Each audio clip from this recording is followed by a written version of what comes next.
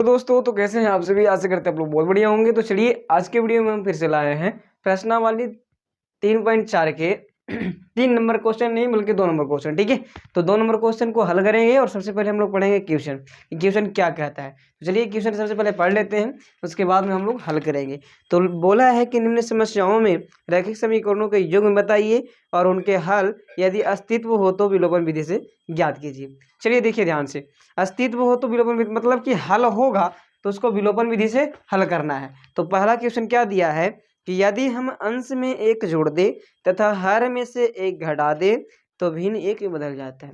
तो अंश हर की बात है तो हम लोग सबसे पहले समझेंगे ना, यहाँ पास मान लेना है कि भिन्न का अंश बराबर x और हर बराबर y मान लेना है, क्योंकि हमसे पूछा जा रहा है कि वह भिन्न क्या होगा। ठीक है, तो चलिए उसके बाद में कहता है ना कि यदि हम हर में एक जोड़ दे तो यह 1/2 हो जाता है। पहला शर्त यही बोलता है कि यदि हम अंश में एक जोड़ दे तथा हर में एक घटा दे। चलिए देखिए ध्यान से देखिए। ठीक है, तो सबसे पहले मान लेना है कि भिन्न के अंश बराबर x तथा हर बराबर y। इतना मानने के बाद में आपको भिन्न निकाल लेना है। क्या निकालना है? भिन्न। तो इसलिए भिन्न बराबर क्या हो जाएगा? भिन्न बराबर होता है अंश बटा हर। होता है कि नहीं होता है? बिल्कुल होता है। अंश क्या माने x, हर क्या माने y, यही ना। तो हम लोग को यही निकालना है कि भिन्न क्या होगा, x का मान क्या होगा, y का मान क्या होगा। ठीक है, तो सबसे पहला शर्त में बोला है प्रश्न से कि यदि किसी भिन्न के अंश में एक जोड़ दिया जाए और हर में एक घटा दिया जाए, यही ना बोला। तो चलिए भिन्न क्या निकला है? x/y निकला है। तो इसमें बोलता है कि अंश में एक जोड़ दिया जाए और हर में एक घटा दिया जाए तो वह भिन्न एक में बदल जाता है। यही ना बोला है, एक ही तो बनता है। चलिए ठीक है, ठीक है, एक बन जाता है। तो अब देखिए इसमें कुछ नहीं करना है, बस आपको तिरछे तिरछे गुणा कर देना है।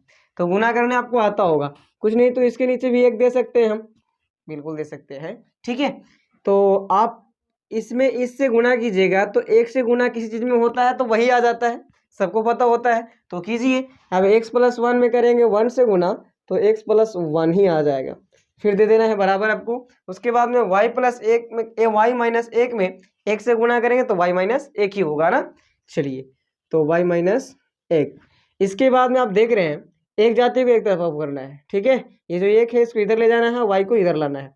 ठीक, तो x - y बराबर -1 और -1। देखिए इधर था y प्लस में, इधर आएगा तो माइनस में हो जाएगा। और एक था देखिए बराबर की उस साइड माइनस में एक तो -1, उसके बाद में +1 इधर था तो उधर गया था -1 हो जाएगा। समझ गए ना। चलिए उसके बाद में जब हम निकालेंगे x - y बराबर तो -2 होगा। इसको मान लेना आपको समीकरण फर्स्ट। इतना समझ में आया ना। बस बिल्कुल जैसे जैसे कहेगा आपको वैसे ही करना है। कुछ कहा, सबसे पहले बोला कि अंश में एक जोड़ना है और हर में एक घटाना है, और अगर ऐसे कर दीजिएगा आप तो एक बन जाता है, एक या 1/1 बन जाता है। तो यही तो किए, उसके बाद में गुना कर देना है। समझ गए। चलिए दूसरा शर्त में क्या कहता है?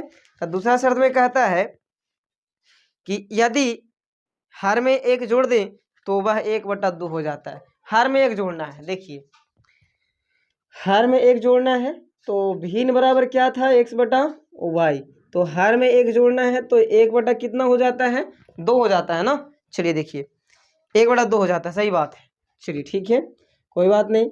ठीक है, ये है। तो अब इसको देखिए, यहाँ अंश में कुछ नहीं जोड़ने के लिए बोला ना घटाने के लिए बोला, डायरेक्ट हर में बोल रहा है कि हर में अगर हम जोड़ देंगे एक तो वह भिन्न कितना हो जाएगा? 1/2 हो जाएगा। तो चलिए गुना कर लीजिए इसको, यहाँ बस लिख लेना है पूना, या फिर शर्त 2 भी आप लिख सकते हैं। यहाँ शर्त 1 और यहाँ शर्त 2। ठीक है, आइए उसके बाद में x में करेंगे 2 से गुना तो कितना होगा? 2x बराबर y में 1 से करेंगे तो y, 1 में 1 से करेंगे तो चलिए एक ही होगा, है कि नहीं। एक से सेम टू सेम हो जाएगा गुना करने पर, है ना। चलिए तो एक जाति को एक तरफ कर लो, -y बराबर +1। ये भी हो गया आपका समीकरण सेकंड।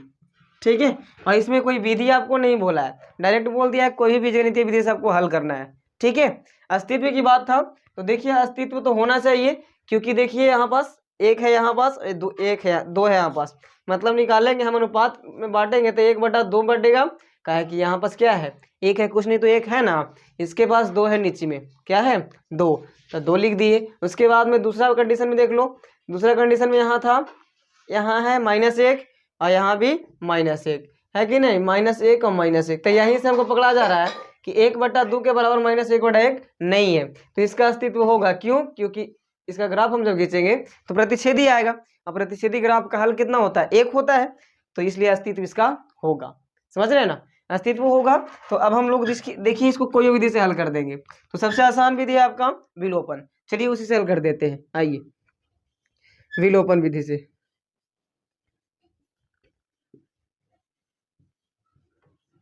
ठीक है, तो विलोपन विधि क्या कहता है, पहले समीकरण दोनों को छाप लिया जाए। ठीक है, तो x - y बराबर -2 और यहाँ है 2x - y बराबर +1, यही ना है। चलिए देखिए, आपको हम बताए होंगे विलोपन विधि को हल करने के लिए कि क्या करना है। अगर आपको दिखे कोई भी पद समान तो आपको डायरेक्ट चिन्ह में परिवर्तन कर देना है और करके काट देना है। जैसे देखिए यहाँ पास तो माइनस माइनस दिख रहा है आपको, तो ये जुटेगा, अगर यही चेंज करेंगे तब जुटेगा ना। वाई वाला में देखिए ये तो सेम नहीं है, कहा कि एक यहाँ पास 2 है, लेकिन यहाँ पास 1, यहाँ पास भी 1 है। तो ध्यान से आपको देखना है, अगर चिन्ह एक ही रहेगा तब चेंज करना है, मैंने घटाना है, और चिन्ह अगर अलग अलग रहेगा, यहाँ प्लस रहता है, हमारे से डायरेक्ट काट देते नहीं। चलिए, तो यहाँ पास क्या करना है, आपको चिन्ह परिवर्तन करना है, क्योंकि दोनों सेम चिन्ह है, माइनस प्लस माइनस होगा ना। चलिए, तो ये देखिए, तो -2 में से 1 चला जाएगा, जाएगा कि नहीं जाएगा, जाएगा। आप पुराना चिन्ह को भुला जाना है, नया चिन्ह से चलना है। ठीक है, तो 2 में से 1 घटाएंगे तो -1 और x का x हो जाएगा। ठीक है, उसके बाद में y से y तो खत्म हो जाएगा, क्योंकि +y और -y खत्म ना। चलिए, बराबर क्या हो जाएगा, तब -2 और -1 माइनस क्या हो जाएगा, 3 हो जाएगा, है ना। चलिए आते हैं, अब माइनस से माइनस भी खत्म कर दो, यानी कि x बराबर क्या आ जाएगा, 3 आ जाएगा। x बराबर क्या आ गया, 3। अब x के मान को हम रख देंगे समीकरण फर्स्ट या सेकंड, कहीं आप रखिए, आ जाएगा। ठीक है, तो रखिए, हम समीकरण फर्स्ट में रखते हैं। लिखिए कि x के मान समीकरण फर्स्ट में रखने पर चलिए आइए, क्या है, x के मान समीकरण फर्स्ट में, समीकरण फर्स्ट को पहले छाप लेना होगा आपको। ठीक है, तो x - y बराबर -2 था, यही था ना समीकरण फर्स्ट, हाँ यही था।